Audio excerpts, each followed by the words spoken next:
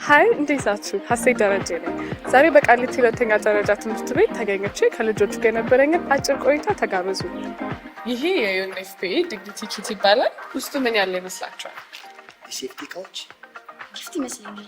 ንጽህና መጠበቂያ። ጥሩ ነው የገመታችሁ። እቺ ምን ትመስላችኋለች?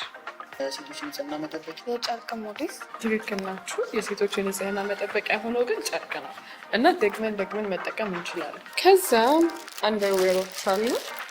ይህ ስለምን የሚጠቅም ይመስላችኋል? ያው ፓንት አንዱ ለሴት ልጅ የንጽህና መጠበቂያ ነው። ስለዚህ ያስፈልጋል ብዬ አስባለሁ። አብሮ ከኪቱ ጋር የሚመጣ ስንሰጣቸው የሚደረግበትንም አብረን እንሰጣለን። ለምን ሁሉም ከተማ ውስጥ እንዳለው አክሰሰብል አይደለም። ሌላ ቦታ ወደ ገጠር አካባቢ ስንሄድ በጣም ከባድ ነው ለነሱ ፓንት ማግኘት። ሲጋራ ፊሽካ አለ። ፊሽካው ለምን የሚጠቅም ይመስላችኋል? ሄልፓስ ወይም እርዳታ ጥሪ ማለት ነው። የሆነ ቦታ ሰው የሌለበት ቦታ ላይ ሊሆን ይችላል። በምትኖርበት ጊዜ ይህን ፊሽካ መጠቀም ትችላለች።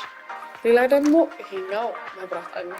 ዲግኒቲ ኪቱ ያመጣው ሪዩዝብል ሳኒታሪ ፓዱን ደግሞ የምንጠብቅበት የንጽህና መጠበቂያዎችን አለ አይደለ? ለዛ ለእናቶቻችን ለእህቶቻችን፣ ከዛም ባለፈ ደግሞ ለማናገኛቸው በገጠራማው ክፍል ላሉ እህቶቻችን ይሄንን ነገር ተደራሽ ብናደርግ የተሻለ ሴቶች መማር፣ ሴቶች መውጣት፣ ሴቶች ማግኘት ማድረግን እናስተምራቸዋለን፣ እናግዛቸዋለን።